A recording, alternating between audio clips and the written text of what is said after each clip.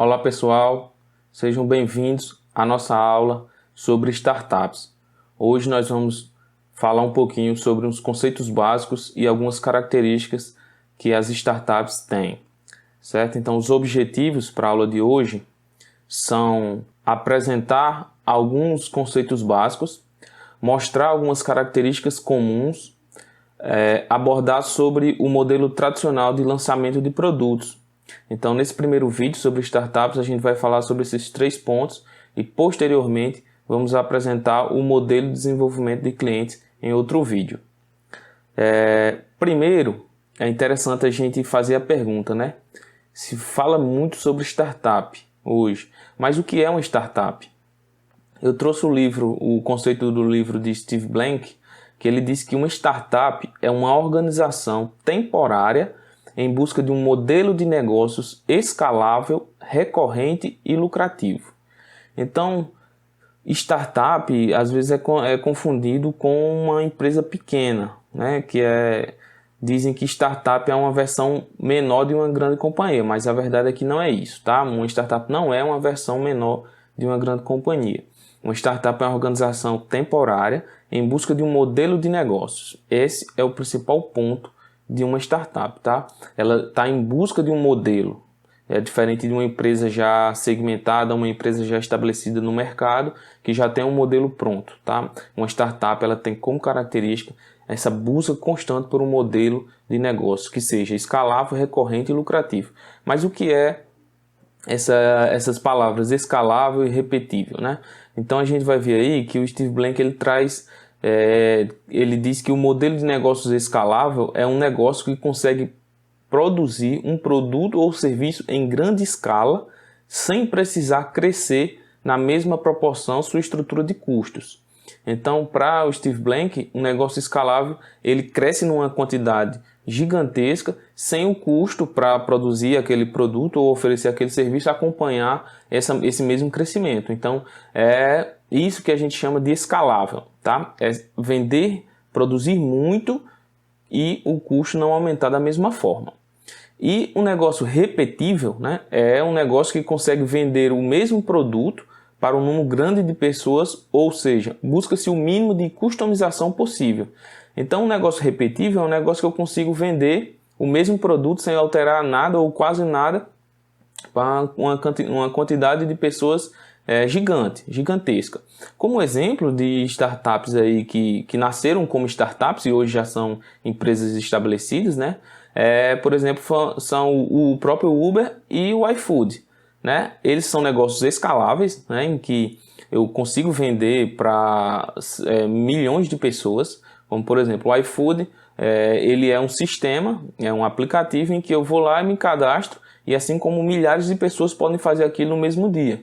Então, que o negócio vai continuar sem ter nenhum problema e sem aumentar os custos para atender aquelas milhares de pessoas que se cadastram por dia.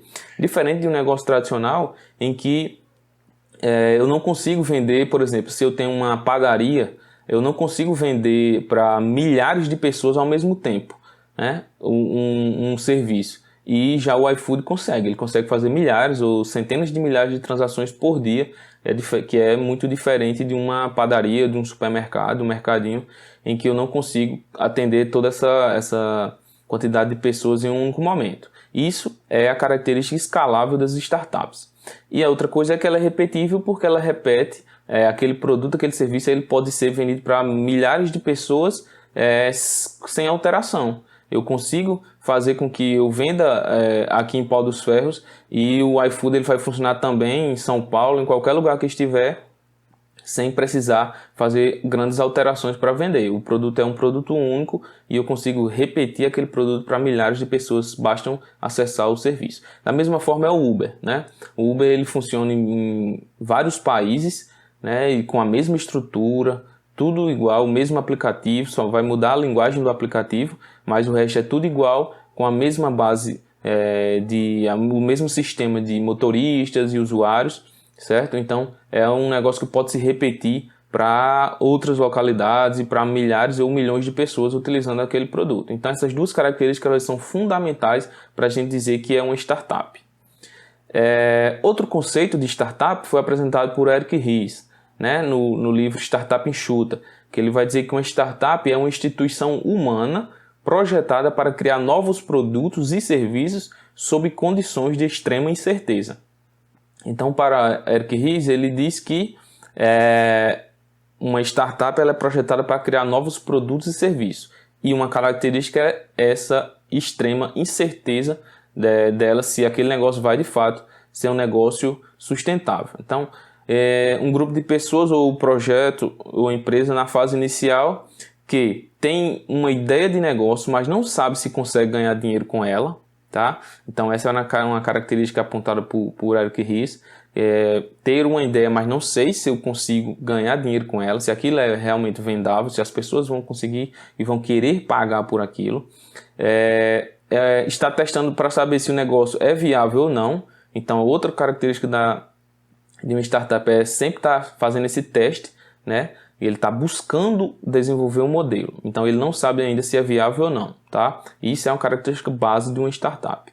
E se encontra em um cenário de extrema incerteza, né? Quase sempre sabe pouco sobre os clientes, como faturar com o negócio ou como entrar no mercado. Então a incerteza ela faz parte das startups. Então as ideias que vocês estão tendo na nossa disciplina são ideias que vocês não conseguem comprovar ainda se elas de fato elas são ideias e se elas se apresentam como uma oportunidade de negócio, como a gente viu na aula passada, né? Então são apenas ideias que vocês não sabem se as pessoas vão querer, se vai ter mercado, como é que os concorrentes vão reagir e várias outras características que os colocam como uma ideia em extrema incerteza. Então isso faz parte e é uma característica base também das startups. Bom, pessoal, agora eu passo a apresentar para vocês o modelo tradicional de lançamento de produto. O modelo tradicional de lançamento de produto é um modelo que os autores eles não recomendam para uma startup, né? Afinal, uma startup é um projeto que está buscando um modelo de negócios, certo? E esse modelo tradicional ele já é um modelo esquematizado e ele é dividido em 4 fases. A primeira fase é a fase de conceito ou pré-operação, né? Então a parte de desenvolvimento ali conceitual do produto.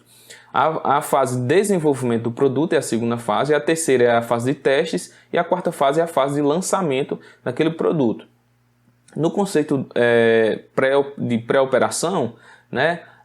As pessoas ou os empreendedores eles estão buscando saber qual é o produto ou o serviço, eles vão definir as características, os benefícios daquele produto, quem são os clientes, os canais, os concorrentes, as receitas e os custos. Basicamente aquele desenvolvimento do plano de negócios tradicional, né? Então onde eu vou definir produto, características, clientes, concorrentes, canais. Isso aí é a fase pré-operação, é aquela fase do desenvolvimento do plano de negócios tradicional. A segunda fase, depois que eu fizer todo o plano de negócios, eu vou fazer o desenvolvimento do produto, né? Que é fazer o quê? Os departamentos, é a fase em que os departamentos eles vão começar a atuar, como por exemplo marketing, produção, engenharia. A empresa é estruturada, dividida em departamentos, e aí depois disso vai fazer o quê? Vai passar para a análise dos requisitos, do design do produto, vai tratar sobre a implementação, a verificação e a manutenção daquele produto. Então essa seria a segunda fase do desenvolvimento de um produto. E a terceira fase depois do produto estar pronto, é a fase de testes, né? Então ocorre o teste beta com um grupo de usuários externos para assegurar que está de acordo com as especificações. Então começa-se a fazer aqueles testes, aí o marketing vai desenvolver o plano de comunicações para lançar o produto e a área de vendas seleciona os canais e faz as primeiras vendas. Essa é a terceira fase do modelo tradicional de lançamento de produtos. E a quarta fase é a fase de lançamento, de fato, né? A primeira remessa, é onde vai se desenvolver o plano de vendas, o marketing vai atuar visando criar a demanda de consumidores finais e onde vai se estabelecer metas para os canais de vendas. Então, esse é um modelo tradicional. E nesse modelo tradicional, vocês podem ver que aí vai levar muito tempo, vai levar bastante tempo, desde a fase de pré-operação, ou seja, na conceituação do produto, até o lançamento, e passando pelo desenvolvimento, pelos testes. Então, e tudo isso vai levar uma grande quantidade de tempo e uma grande quantidade de recursos investidos também, certo? E esse modelo, de fato, ele não vai fazer parte de uma startup, né? Ele pode fazer parte ou faz parte de uma empresa já estabelecida em que existe toda essa estrutura de uma grande empresa, com esses departamentos e com os recursos financeiros para desenvolver esse produto. Mas uma startup, ela não tem condições de fazer assim, tá? Aquelas que buscam fazer isso, elas cometem um erro e geralmente esse erro é fatal, certo? Esse é o modelo tradicional. E os autores vão trazer aí os 9 pecados mortais desse modelo tradicional de lançamentos de produtos. Então, os 9, que ele vai chamar de os 9 pecados mortais, são aqueles que as startups elas cometem e que fazem com que grande parte das startups não deem certo, certo? Bom, para ajudar a explicar melhor esses erros, esses pecados mortais que os autores trazem, eu vou trazer um exemplo de uma startup norte-americana que ficou extremamente conhecida lá nos Estados Unidos como um modelo ou um exemplo de startup que fracassou. Para cada um desses pecados mortais eu vou apresentar em forma de texto o que aconteceu com essa empresa que se chamava Webvan. E inicialmente era uma ideia muito atraente, mas que na prática não emplacou no mercado, né? E aí muitos desses erros que a gente vai falar aqui foram cometidos pela Webvan, e aí vocês vão ter a oportunidade de ler o que aconteceu com eles depois que eu falar sobre cada um desses erros, tá bom? O primeiro erro, ou o primeiro pecado mortal, é presumir que eu sei o que o cliente quer, tá? No dia 1, uma startup ela não tem cliente e os fundadores geralmente têm apenas suposições a respeito de clientes, problemas e modelo de negócio. Então, na prática, pessoal, o primeiro pecado mortal é achar que você sabe o que o cliente quer. Esse é o pecado mortal inicial, certo? Porque, na prática, vocês não sabem o que de fato o cliente quer. Às vezes, o que a gente tem na nossa cabeça, a nossa visão, a nossa percepção daquele problema que a gente acha que os clientes têm e o que eles vão querer para resolver aquilo. Mas é um erro fazer isso, achar isso, tá? E como é que a gente vai sair desse erro? Através de pesquisa, de busca, como vocês vão ver mais para frente em outros vídeos, tá? E aí eu vou mostrar mais ou menos o que aconteceu com a Webvan nesse caso.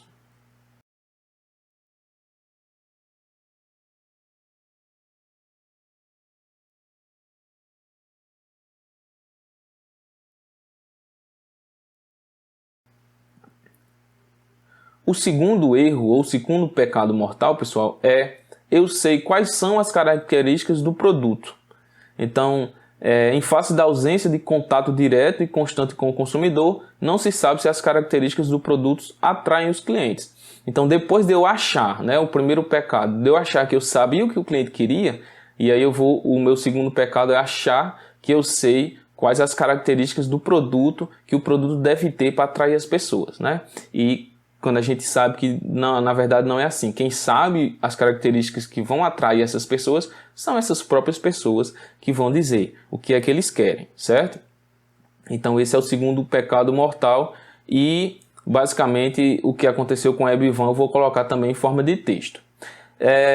No dia 1, uma empresa é uma iniciativa baseada em fé e palpites, né? Essa é uma frase bem forte que o autor vai trazer, que no início, pessoal, ali na fase que vocês estão em desenvolvimento de uma ideia, vocês têm apenas uma iniciativa baseada em fé e palpite. Na prática, vocês não sabem nada do que de fato as pessoas estão pensando ou estão querendo, tá? Então esse é o segundo erro e eu vou mostrar como aconteceu com a Webvan esse segundo erro também.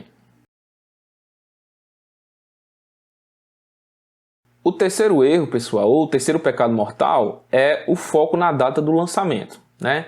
É o quê? É focar somente no lançamento, valer-se de uma estratégia de tipo preparar, apontar, fogo, que não leva em conta o processo de conhecimento do cliente, um erro geralmente terminal. Então, eu vou colocar nesse erro, eu vou colocar e vender um produto no mercado sem saber a quem está vendendo e por que eles irão comprar é um erro que pode sair muito caro para a startup. Então, eu vou focar totalmente na data do lançamento, vou fazer toda uma estrutura de publicidade, propaganda, divulgação, e aí vou investir pesado para lançar um produto que eu não sei se é o que de fato as pessoas estão precisando, né? Já pensando em cometer os erros anteriores que eu falei. E aí vou focar totalmente na data do lançamento, vou fazer toda uma festa ali, uma preparação para lançar um produto que de fato eu ainda não consigo saber se as pessoas vão querer aquilo ali, tá? Esse é o terceiro erro que é muito comum ser cometido.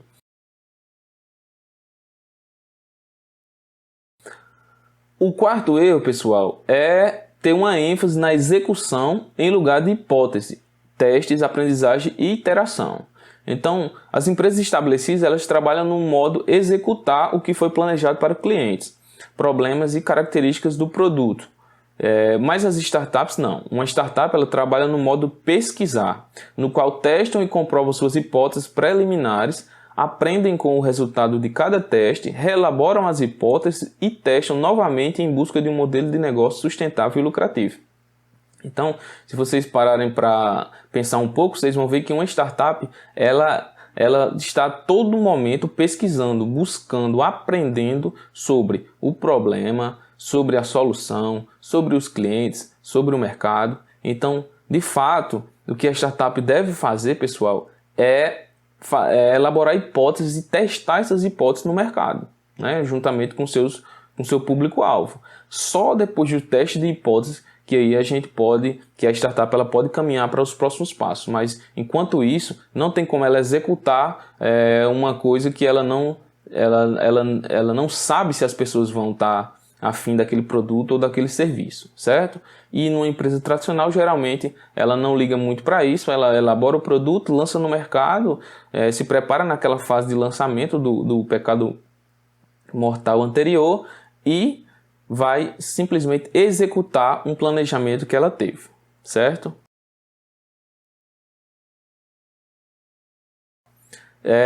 O quinto pecado mortal é em relação ao plano de negócio, né? O plano de negócio tradicional, o autor vai dizer que não inclui tentativa e erro, né? Então, os planos tradicionais eles carecem de meios para parar e corrigir, ou não, né? O que está errado, mesmo que não saibam se está errado ou como proceder para parar. Então, o plano de negócio, geralmente, ele é um plano que ele é muito mais rígido do que um planejamento de uma startup que uma startup precisa, tá? Um plano de negócio, você faz todo aquele planejamento, mas aí todo aquele planejamento ele pode ir por água abaixo caso as pessoas não se interessem por aquela solução que a startup vai apresentar, certo? O sexto erro é em relação a confundir títulos e cargos tradicionais com o que uma startup precisa, né? Uma startup ela dispõe de poucos ou nenhum desses requisitos, ou melhor, ela está buscando. Como, por exemplo, uma equipe de vendas só faz sentido para quem tem um produto, um cliente, preços e canais bem definidos. Então, uma startup, pessoal, ela não tem uma estrutura, ela não deve ter uma estrutura rígida, uma estrutura grande, porque ela ainda está buscando o modelo dela. Não faz sentido eu ter uma área de vendas, uma área de marketing, uma área de produção em uma startup, né? Afinal, ela ainda não tem sequer um produto validado. Ela não sabe sequer quem são os clientes dela. Então não tem por que ter toda essa estrutura de uma grande empresa dentro de uma startup, porque não é exatamente o que uma startup precisa naquele momento inicial, tá? Posteriormente, quando a startup já estiver numa grande escala, aí sim ela vai precisar de todas essas áreas normais de qualquer grande empresa.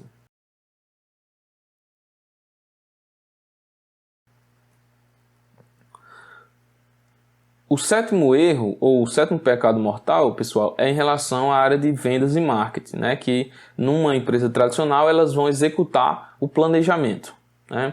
Aferir o progresso pelo lançamento do produto ou pela projeção de receitas é simplesmente inócuo, em face da ausência total de feedback dos clientes, ocasionado pela omissão em procurar compreendê-los, substituindo fatos por achismos. Então, geralmente, numa empresa tradicional, a área de vendas e marketing ela vai executar tudo aquilo que foi planejado, certo? E no startup não é assim. No startup, vendas e marketing não vão executar um plano porque, afinal, não existe esse plano, ou não deve existir esse plano totalmente realizado, feito anteriormente, esperando que as coisas aconteçam naquela sequência. A startup ela está em busca a todo momento desse modelo ideal. Posteriormente é que essas áreas vão ter uma importância maior dentro daquela startup.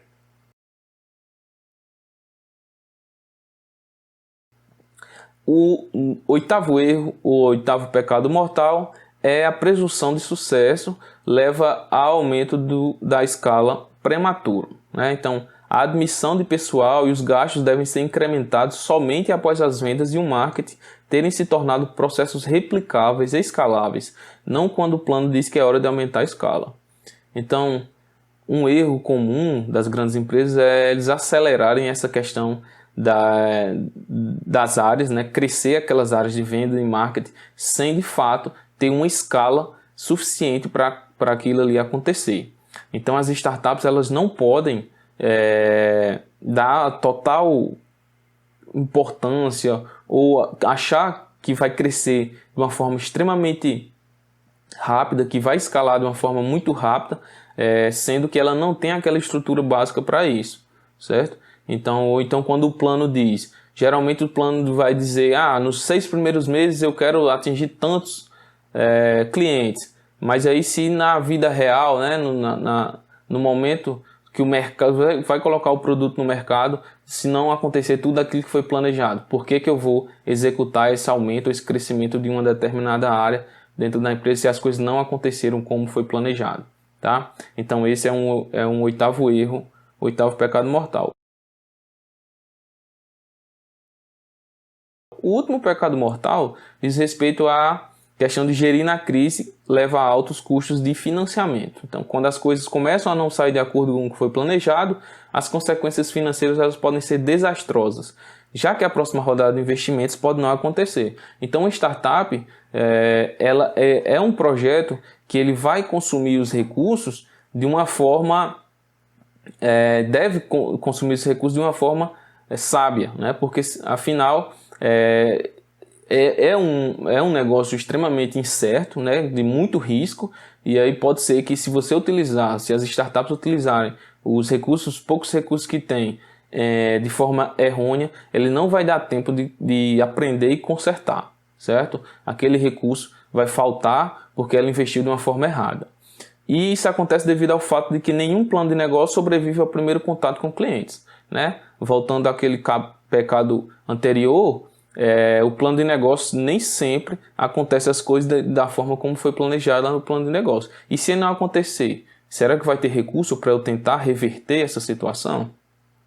Muitas vezes os planos de negócio são um conjunto de hipóteses sem comprovação que levaram a estimativas erradas. Então, essa fala volta lá para o primeiro erro, né? Para os primeiros erros, que é em relação às hipóteses, né? Hipóteses de mercado não testadas vão fazer com que no final eu tenha um resultado totalmente diferente do que foi planejado. Não adianta eu planejar e executar se aquilo que eu planejei não aconteceu ou não era aquilo que de fato as pessoas queriam para aquela solução. Então esses são os 9 pecados mortais do modelo tradicional de lançamento de novos produtos, que de fato se as startups caírem nesses erros, elas vão estar fadadas ao fracasso, que infelizmente é o que mais acontece nesse mundo de startups. Embora a gente veja casos de sucesso, é muito errado achar que todas as startups elas vão se dar bem e vão crescer, que a mortalidade das startups é muito grande, e até muito maior do que empresas tradicionais, certo? Justamente porque eles vivem nessa incerteza, nessa extrema incerteza, como a gente aprendeu na aula de hoje, tá? Então, por hoje, a gente fica por aqui e no próximo vídeo a gente vai analisar o modelo de desenvolvimento de clientes, que aí sim é um modelo mais adequado para as startups, segundo todos os autores que a gente está estudando. Forte abraço e até mais.